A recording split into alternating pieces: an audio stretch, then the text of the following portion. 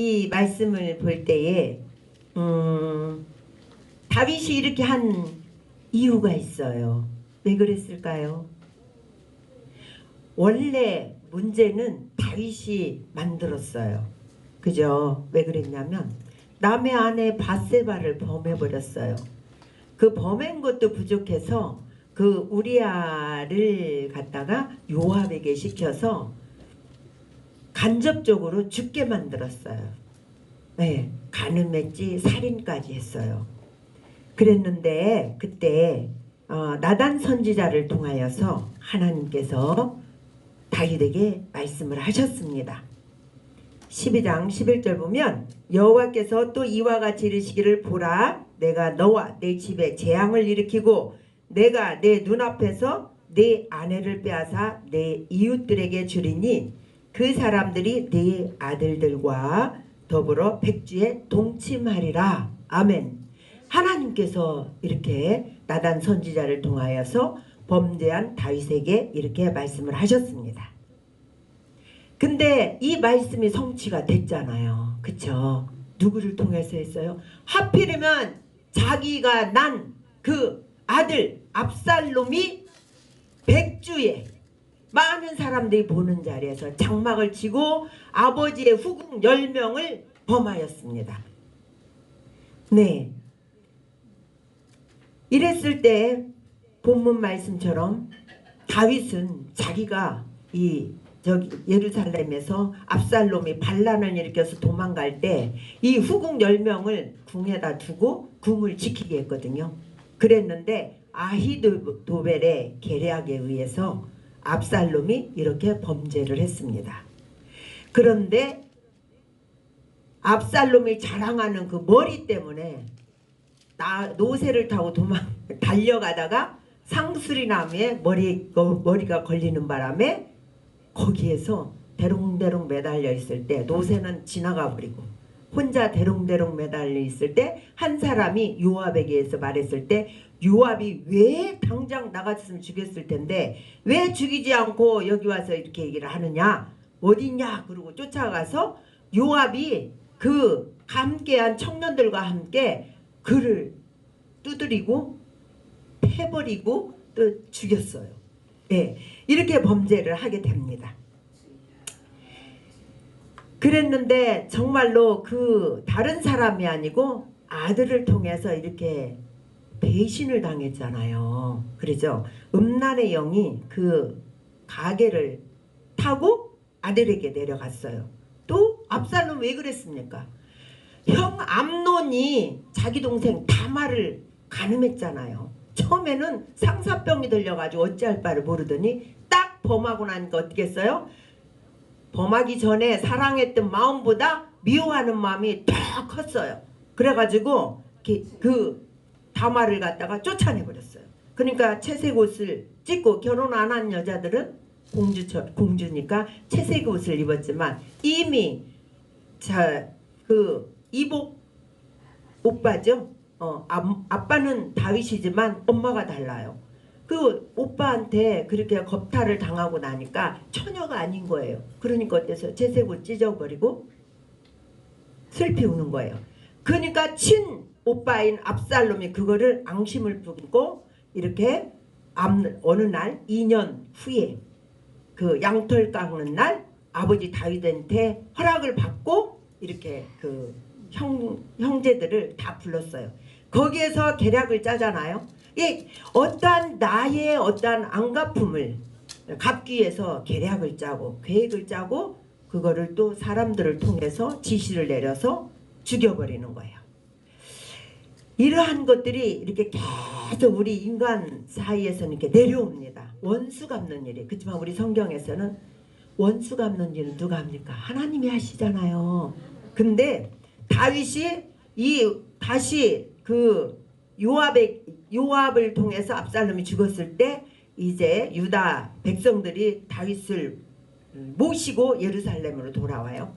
그때에 이제 또 이스라엘 사람들과 또 막 우리는 열집하고 열목신데 니네들이 왜 우리하고 상의 안 하고 왕을 니네들끼리 데리고 왔냐. 그러니까 유다 백성들도 뭐라고 하냐면 유다 지파잖아요. 그러니까 우리 종친인 까닭에 데려왔는데 뭐가 잘못됐냐? 우리가 왕한테 뭐 받은 게 있냐? 막 그러면서 이제 또 싸우는 거예요.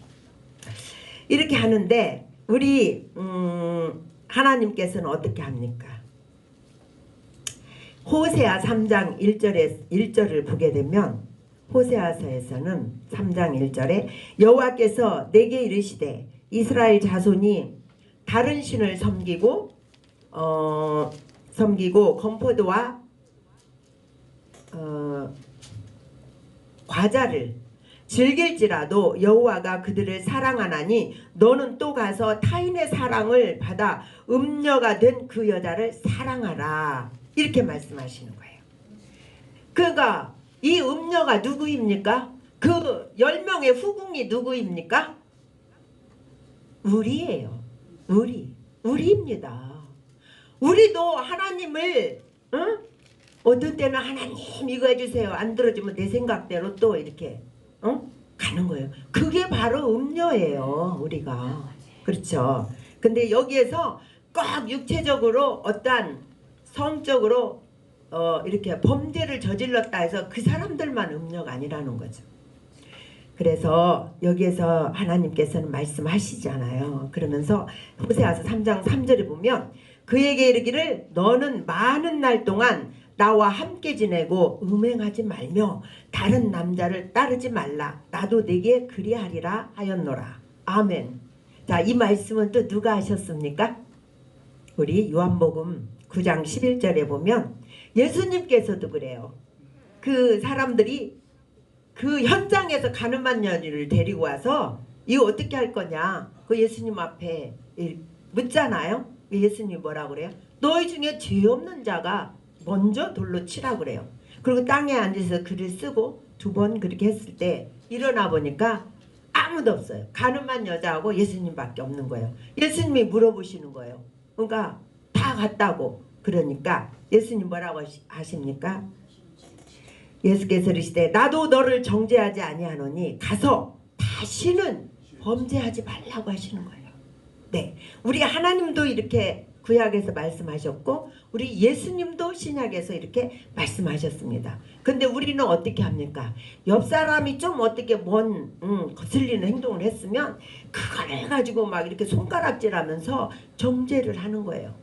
네, 근데 우리 하나님께서는 에스겔서 33장 11절을 보면 너는 그들에게 말하라. 주 여호와의 말씀이니라. 나의 삶을 두고 맹세하노니 나는 악인이 죽는 것을 기뻐하지 아니하고 악인이 그의 길에서 돌이켜 떠나 사는 것을 기뻐하노라. 이스라엘 족속아 돌이키고 돌이키라. 너희 악한 길에서 떠나라. 어찌 죽고자 하느냐 하셨다 하라. 라고 말씀하십니다.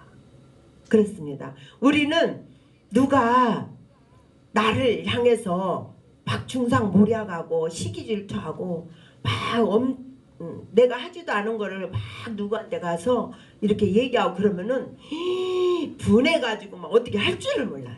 가고 막 기도를 해요. 하나님. 근데 다윗도 그랬더라고요. 저 사람 시편에 보니까 막 저 자식들이 빌어먹게 하소서 막 그렇게 하면서 기도를 했더라고요. 근데 우리의 이 혼적인 상처를요 풀어내야 돼요. 그렇게는 하지만 하나님께서는 모든 사람이 구원을 받고 진리를 아는데 이르시기를 원하신다고 그랬습니다. 네. 하나님께서는 악인이 죽는 거를 기뻐하시지 않으신다는 거예요.